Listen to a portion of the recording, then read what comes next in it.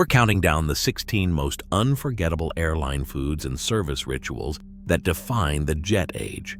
From simple coach lunches assembled by the thousand to first-class carving trolleys and sundaes dressed to order, these tray-table memories made flying feel like a special event, no matter your seat. Each item on this ranked list earned its place by shaping how generations remember airline hospitality, blending national pride, design, and the unique theater of cabin service. Expect hearty sandwiches, chilled fruit plates, warm rolls with melting butter, and flashes of silver service that turned a meal at 30,000 feet into something extraordinary. Which dish marked the biggest turning point in the air? Let's begin our journey with the entry that set the tone for modern coach travel. Number 1 on our list. Number 1. Coach sandwich box lunches mark the moment when the jet age meal ritual in economy changed forever. After the Airline Deregulation Act of 1978, airlines like United and American swapped out their hot trays for cold, logo-branded boxes, each packed with a sandwich, chips, or fruit, and a cookie sealed inside. In United's flight kitchens, assembly lines could turn out more than 1,000 boxes an hour, each one built for speed, predictability, and the new economics of mass travel. Gone were the clatter of heated trays and the aroma of warm entrees. In their place came the cool snap of a plastic lid and the rustle of wax paper as sandwiches were unwrapped at 35,000 feet. Attendants rolled the new trolleys down the aisle, passing out meals that looked the same from Boston to San Francisco, no oven required. For many, it was a picnic in the sky, a simple, honest lunch that felt both familiar and a little bit novel, especially for families sharing a meal above the clouds. The sandwich box lunch proved that even in an era of cost control and rapid change, hospitality could survive in small, thoughtful gestures. Today, the boxed meal has mostly vanished, replaced by packaged snacks or buy-on-board menus. But for a generation of travelers, opening that sandwich box meant the journey had truly begun. Number 2. The fruit and cheese plate in coach brought a quiet sense of refinement to transatlantic flights in the 1990s. After years of boxed sandwiches and utilitarian snacks, airlines like Delta began introducing this chilled tray as a nod to European tradition, even for passengers in economy. The plate arrived just before landing, a cool and tidy arrangement of red grapes, slices of cheddar and brie, and a handful of crisp crackers, sometimes with a wedge of apple or a curl of melon. Each component was selected for its ability to hold up through the cold chain, cheeses portioned and wrapped in the flight kitchen, fruit washed and chilled, crackers kept sealed until the last minute before loading. On board, the plate was unwrapped at the galley, the chill still clinging to the cheese, and passed down the aisle with a small napkin and plastic cutlery. The aroma was subtle, just a hint of dairy and the sweetness of grapes, but for many, it was a moment of calm at the end of a long crossing. This wasn't the lavish cheese cart of first class, but it felt like a small luxury, a gesture that said even coach travelers deserved a taste of something fresh and continental. For Delta and other U.S. carriers, offering a fruit and cheese plate in coach signaled a willingness to borrow from European service, updating the humble tray meal with a sense of care. Today, these plates have mostly given way to sealed snack packs and pre-wrapped bars, but for those who remember, the fruit and cheese plate was a quiet upgrade, a sign that hospitality could adapt without losing its heart. Number 3. The hot breakfast omelet became a small miracle on early morning flights across America in the 1980s and 90s. For travelers boarding before dawn, the promise of a warm, savory breakfast tray offered comfort and a sense of normalcy at 35,000 feet. Airlines like United, American, and Delta leaned on the omelet for more than just flavor. It was a dish that could survive the journey from sprawling flight kitchens to the cramped galley ovens, holding its shape and aroma through every step. In the kitchens, eggs were whipped, poured into large pans, and baked in batches before being portioned into foiled trays alongside breakfast potatoes, sausage links, or a grilled tomato. Each tray was blast chilled to keep it safe, stacked with care, and loaded onto the plane's cold racks. Once airborne, the galley ovens hummed to life, filling the cabin with the unmistakable scent of eggs and browning cheese. The trolley clattered down the aisle, and trays emerged with a burst of steam. The omelet surface just beginning to glisten, a fruit cup and plastic-wrapped roll tucked neatly to the side.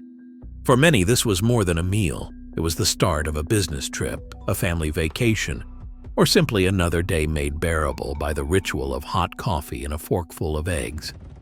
The hot breakfast omelet proved that even in coach, airlines could deliver a small ceremony of care, one that travelers still remember with a kind of quiet gratitude. Today, the rhythm has changed. Breakfast bars and sealed snacks have replaced the oven-baked trays, trading warmth and aroma for speed and simplicity. Number 4, bread service with warm rolls and butter was the cabin's opening act, a ritual that signaled the meal had begun, no matter where you sat. Across decades in airlines, from the late 1960s through the 1990s, the arrival of a basket of rolls brought a hush of anticipation. Attendants, gloved and poised, would lift the linen or foil, releasing a gentle cloud of steam and the unmistakable scent of fresh bread. The tongs clinked softly against the basket's rim as each roll was placed onto a tray, sometimes with a swirl of softened butter in a foil-wrapped pat, or, in premium cabins, a curled rosette. These rolls weren't baked on board, but proofed and par-baked in sprawling flight kitchens, then chilled and loaded into steam baskets or oven racks for a final reheat at altitude. The warmth and yielding crust, the way butter melted instantly, these were small luxuries that bridged the distance between home and sky. For many, this was the most democratic moment in the cabin, a comfort shared by every class, whether the roll rested on heavy china or plastic. Airlines understood that bread was more than filler. It was a sign that care traveled with you, a simple ceremony that made the meal feel whole. In today's cabins, bread often arrives cold and sealed, a casualty of time pressure and safety rules, but the memory of that first warm roll lingers as a symbol of hospitality that once defined the journey. Number 5, cream of mushroom and terrapin-style soups brought a rare note of warmth to select holiday and charter flights during the late 1960s and 70s, especially when the weather outside the terminal turned wintry. For many coach travelers, the first sign of comfort came not from a main course, but from the gentle ladle of soup into a sturdy plastic bowl, steam rising, aroma of mushrooms or sherry drifting down the aisle, and a swirl of parsley on top. While airlines like Braniff were known for bold colors and design, their approach to food in coach was less about spectacle and more about honest, filling fare that could stand up to the journey. In central flight kitchens, soup bases were stabilized and cooked in bulk, then blast chilled for safe storage before being portioned into containers for each flight. Once loaded, the galley ovens or hot wells brought these thick soups back to life, ready for service. Attendants would portion each bowl quickly, sometimes pairing the soup with a warm roll, and the sound of spoons tapping against plastic signaled the meal's beginning. For passengers, this wasn't just a starter. It was a liquid shield against cabin dryness and a reminder of home kitchens left behind. The soup's creamy texture and seasoned depth made it a highlight, especially on winter routes and holiday charters. Over time, as cost controls tightened and packaging simplified, these hearty soups faded from the coach menu, replaced by simpler broths or skipped entirely in favor of speed. The memory lingers, though, a first taste of warmth at 30,000 feet before the main meal arrived. Number 6. The cold-cut deli plate in coach became a workhorse of the late 1970s and 80s. especially on Continental and other U.S. majors adapting to the new economics of deregulation. Where hot meals once dominated, these chilled trays offered a hearty, honest alternative. No galley oven needed, just a well-packed trolley and a cold chain that started in sprawling flight kitchens near Denver or Houston. Each plate featured tidy slices of ham and turkey, arranged with a scoop of potato salad, a wedge of cheese, a packet of crackers or a soft roll, and a sharp pickle spear for brightness. The assembly line in the kitchen was all about speed and safety. Meats portioned from deli blocks, salad batched and chilled, everything loaded into lidded trays and kept below 41 degrees until service. On board, the snap of the plastic lid and the cool touch of the tray signaled a meal that was both practical and filling, especially on flights too short for a hot entree, but too long for just a snack. The aroma was clean and subtle, with a hint of vinegar from the pickle, and the textures ranged from creamy salad to firm, cold meats. For Continental, this plate was a nod to delicace comfort, a reminder that even with fewer frills, passengers could count on a meal that felt like a small picnic at altitude. Over time, boxed sandwiches and snack packs replaced the cold plate, driven by stricter health codes and the push for even faster service. But for many, that simple tray of deli slices and potato salad still represents the era when a meal in coach was about more than just getting by. It was about sustaining the journey, one forkful at a time. Number 7. Macadamia nuts and island touches on Hawaii-bound flights turned the cabin into a floating welcome party long before the wheels touched down in Honolulu or Maui. From the late 1970s through 1993, airlines like United and Hawaiian made sure the vacation started on board, with bowls of buttery macadamias passed down the aisle, sometimes still warm from the galley. The sound of the nut bowl, porcelain in first, plastic in coach, signaled that this was no ordinary route. Alongside, chilled fruit cups arrived with bright pineapple, papaya, or mango, and the occasional hint of coconut in a dessert or cookie. In the flight kitchens, nuts were portioned in bulk, sometimes lightly toasted to bring out their aroma, then packed for quick reheating just before service. Attendants would glide the trolley, offering each passenger a small scoop, the crunch and salt waking up taste buds dulled by hours aloft.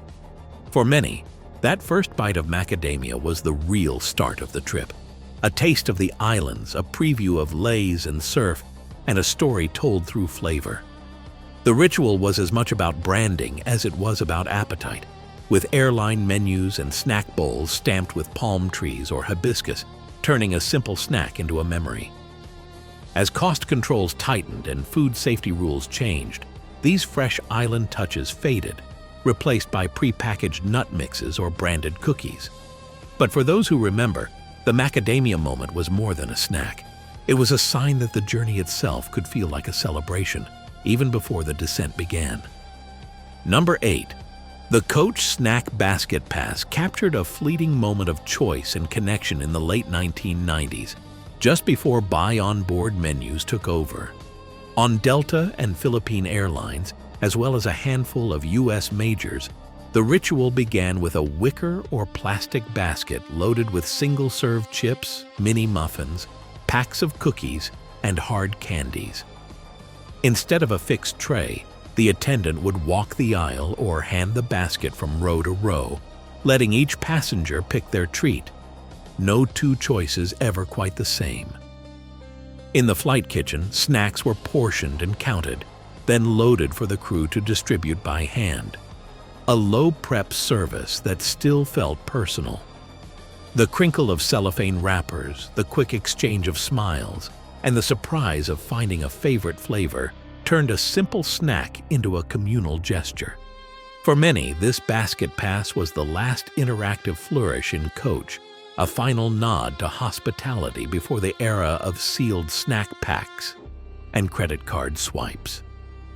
Airlines liked the flexibility and low cost, But passengers remembered the feeling of being offered something, not just handed a package. Today, most short flights offer little more than a sealed cookie or a buy-on-board menu. But the memory of that snack basket, passed hand to hand with a moment's choice, remains a small but vivid symbol of the journey's human side. Number 9. Pan Am's shrimp cocktail in first class set the stage for airborne dining as pure theater between 1968 and 1975. The moment the trolley paused at your seat, a hush seemed to settle. The glassware chimed softly, and you caught the bright, clean aroma of lemon before the lid even lifted. On Pan Am's flagship transatlantic routes, this wasn't just an appetizer, it was the opening act of a meal designed to impress. In sprawling flight kitchens, shrimp were poached just until tender, then shocked in ice water to lock in their snap and color. Each coupe was chilled, the cocktail sauce mixed to a sharp tang, and lemon wedges cut fresh before loading. Once airborne, the trolley rolled out, glass coupes nested in silver racks, the shrimp arranged just so, tails draped over the rim and sauce glistening beneath. The clink of glass against silver and the cold touch of the coupe in your hand signaled that you were somewhere special. Above the clouds, yes, but also inside a ritual of American cosmopolitanism. Pan Am's menus became souvenirs, the shrimp cocktail a symbol of polish and promise at altitude. This was the meal that said you'd arrived, even before the main course was carved tableside. Today, those moments are rare. Sealed plastic starters and speed have replaced the slow reveal of the coupe. But the memory of that first taste, bright, cold, and perfectly staged, remains a signature of jet-age glamour. Number 10. TWA's Chateaubriand carving in first class turned the cabin aisle into a stage, with every detail designed to dazzle from 1968 through 1976. On transatlantic routes, the Royal Ambassador service began with the slow-roasted Chateaubriand, a thick, center-cut beef tenderloin, resting under a silver dome in the galley, its aroma just starting to drift as the trolley rolled out. The hush that fell as the carving station parked beside your seat was a ritual in itself. The glint of the carving knife under cabin lights, a practiced hand steadying the roast, and the first slice falling away to reveal a perfectly rosy center. Attendants, trained for both showmanship and precision, would ladle hot au jus over each portion, the sizzle and steam rising as the sauce hit the plate. Potatoes and crisp vegetables followed, plated with care on monogrammed china, while the clink of glassware and the low murmur of anticipation made the meal feel like a performance. For TWA, this wasn't just dinner, it was an assertion of American hospitality at altitude, a moment when the journey itself became an occasion worth dressing up for. The Chateaubriand carving proved that service could be theater, and that luxury wasn't just about what you ate, but how it arrived. After deregulation, the spectacle faded. Carving trolleys gave way to pre-plated entrees and speedier service, but the memory of that knife glinting in the aisle remains a signature of jet-age glamour. Number 11. British Airways roast beef trolley in first class turned the cabin aisle into a moving slice of England throughout the 1970s and 80s. The moment the trolley appeared, draped in crisp linen and gleaming with polished brass, you knew the meal would be more than just sustenance. It was a ceremony of British identity at 35,000 feet. On flagship routes like JFK to Heathrow, the roast was oven-cooked in sprawling flight kitchens, then wrapped and chilled for the journey, waiting to be revived in the galley's convection ovens. As the trolley rolled to a stop, the hush of anticipation was broken only by the quiet clink of heavy china and the gentle scrape of a carving knife. Attendants, trained with the precision of hotel chefs, sliced the rosy roast beef to order, plating each portion with a puff of Yorkshire pudding, a dab of horseradish, and a ladle of rich gravy, the aromas mingling with the subtle scent of warmed bread. Every detail, from the heavy silverware to the branded napkins, reinforced a sense of occasion. This wasn't just a meal, It was a statement of British hospitality and pride, a reminder that flying with BA meant entering a tradition as much as a destination. For many, the roast beef trolley was the highlight of the flight, a memory of civility and care that lingered long after landing. Over time, as weight-saving measures and cost controls took hold, the carving trolley gave way to pre-plated entrees and lighter serviceware. But the image of roast beef carved tableside remains one of the purest expressions of national character ever rolled down an aisle. Number 12. Air France's lobster thermidor on Concorde was the moment when flying became a Parisian dinner party at Mach 2.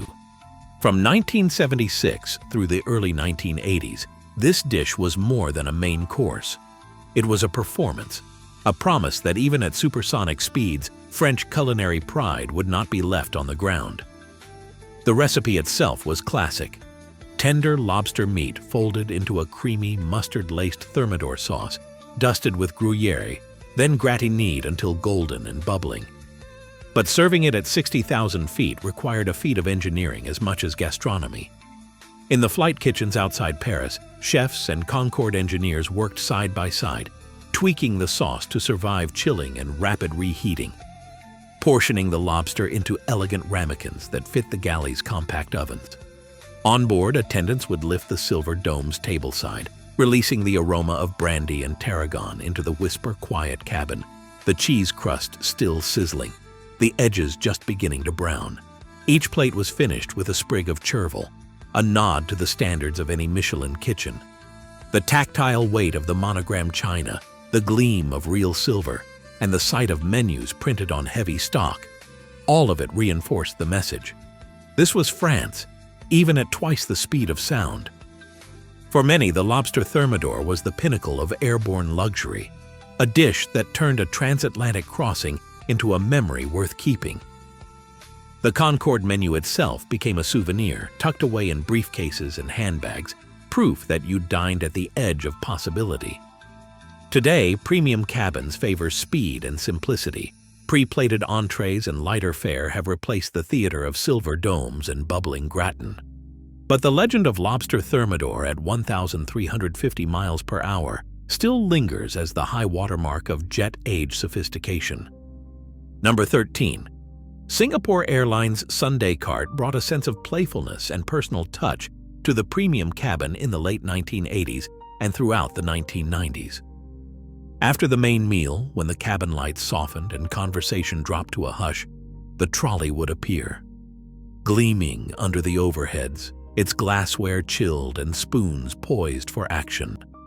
Attendants, always ready with a smile, would wheel the cart down the aisle and invite each passenger to build their own dessert.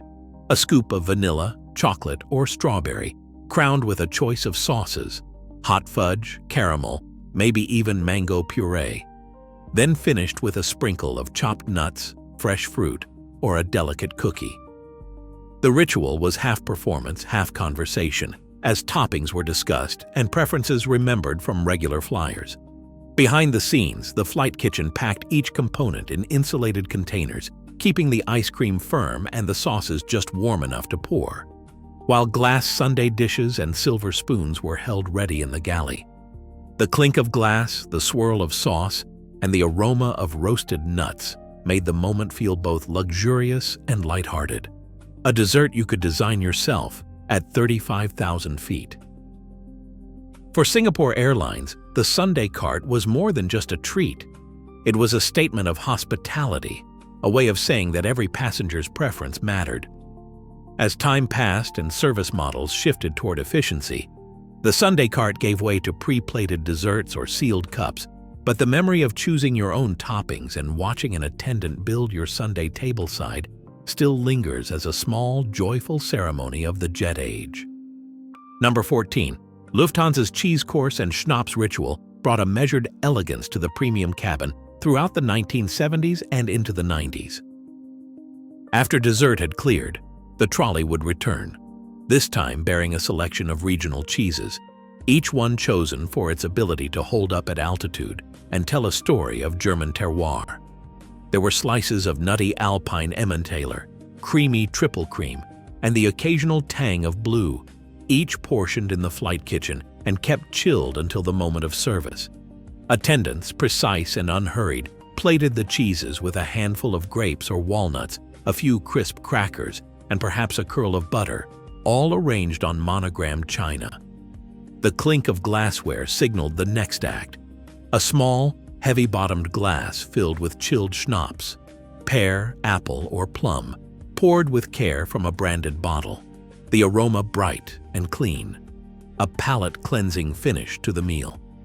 This wasn't just about indulgence. It was a reflection of Lufthansa's brand, orderly yet warm, a nod to continental dining rituals that valued both precision and hospitality. For many travelers, the cheese and schnapps course was the moment the meal slowed down, a quiet pause before the main event of prime rib or after a rich dessert, and a reminder that flying with a flag carrier could still feel like a special occasion. As service models shifted toward speed and efficiency, the cheese cart and measured schnapps pour faded from most routes, replaced by pre-plated desserts or sealed cheese wedges. But the memory of that calm, polished ritual remains a high point of jet-age refinement. Number 15. Qantas's prime rib and steak dinners in premium cabins offered a taste of hearty Australian hospitality on marathon flights throughout the 1970s and 1980s. For those settling in on a long haul between Sydney and London, the main course felt like a reassuring anchor. Thick slices of slow-roasted beef, finished in the galley's convection ovens, and plated with a sprig of parsley or a bright dollop of horseradish cream. The aroma drifted out as the trolley made its way down the aisle, the hush of anticipation broken only by the sound of a proper steak knife meeting the plate, each one polished and heavy, a detail that signaled Qantas's commitment to making the journey itself feel momentous. In the flight kitchens, the beef was cooked to hold up through chilling and reheating, vacuum-sealed for safety and carved just before serving, with the juices revived by a final pass through the galley's hot wells. The tray arrived with roasted potatoes, crisp vegetables, and often a glass of robust Australian red, poured tableside to complete the ritual. This wasn't just about sustenance, it was a statement of national pride and a promise that even halfway to London, you could count on a meal that reminded you of home. Qantas's approach favored substance over flash, letting the quality of the beef and the warmth of the service speak for themselves. As airline economics shifted and service models streamlined in the 1990s, the multi-course steak dinner gradually gave way to lighter, faster options. But for many, the memory of that prime rib, served with ceremony and paired with local wine, remains a defining taste of the golden era of Australian long-haul flying. Number 16. Alaska Airlines' Golden Samovar tea service turned a flight between Seattle and Anchorage into something closer to a fireside gathering than a routine hop over the tundra. From 1967 to 1973, the gold-plated samovar gleamed at the front of the cabin, a nod to Alaska's Russian heritage and the cold landscapes just below the wings. For many, the ritual began with the trolley's slow approach, the scent of black tea and lemon slicing through the cabin's recycled air. Attendants, trained to pour with a steady hand even in chop, would decant steaming tea into handled cups, sometimes offering a sugar cube or a curl of lemon peel, and on special runs, a small plate of caviar or a delicate tea biscuit. The samovar itself was more than a prop. It was a working centerpiece, filled and heated in the galley, then wheeled out with all the ceremony of a hotel lobby. Passengers wrote in diaries about the warmth spreading from their hands to their chest, the way conversation softened as the tea was poured, and the comfort of something hot and familiar when snowfields stretched out below. For Alaska Airlines, the service was a bridge between cultures and a reminder that hospitality could thrive even in the harshest climate. The gold samovar became a symbol, stamped on menus and remembered in family albums, proof that a simple cup of tea could turn a flight into a story. In time, the samovar was retired, replaced by basic tea bags and hot water pours, a casualty of changing economics and faster service demands. But for those who experienced it, the memory of tea from the golden samovar lingers, as warming and vivid as the glow of the trolley lamp on a winter night above the Yukon. Across all 16 entries, forgotten airline foods that defined the jet age has mapped not just the menus, but the spirit of an era when travel was as much about the journey as the destination. From the humble sandwich box, emblematic of post-deregulation cost control in coach, to the astonishing spectacle of Chateaubriand carved aisle-side or lobster thermidor served at Mach 2, each dish revealed how airlines balanced economics, branding, and the human need for ceremony at 30,000 feet. The list consistently showed how national identity arrived on a tray, whether through British roast beef, Hawaiian macadamia nuts, or Alaska's golden samovar tea. What's most surprising is how even the simplest gestures, warm rolls, fruit cups, a shared snack basket, became touchstones for hospitality, making long hours aloft feel memorable. The clear pattern: these meals were never just about food, but about marking time, connecting strangers, and offering moments of care in a moving world. As tray table rituals faded into sealed lids and buy-on-board snacks, what endures is the memory of being looked after between takeoff and landing. If you still recall an airline, a year, and a meal you can almost taste, share it. Because in every clink of glassware and every butter-scented roll, the jet age lives on.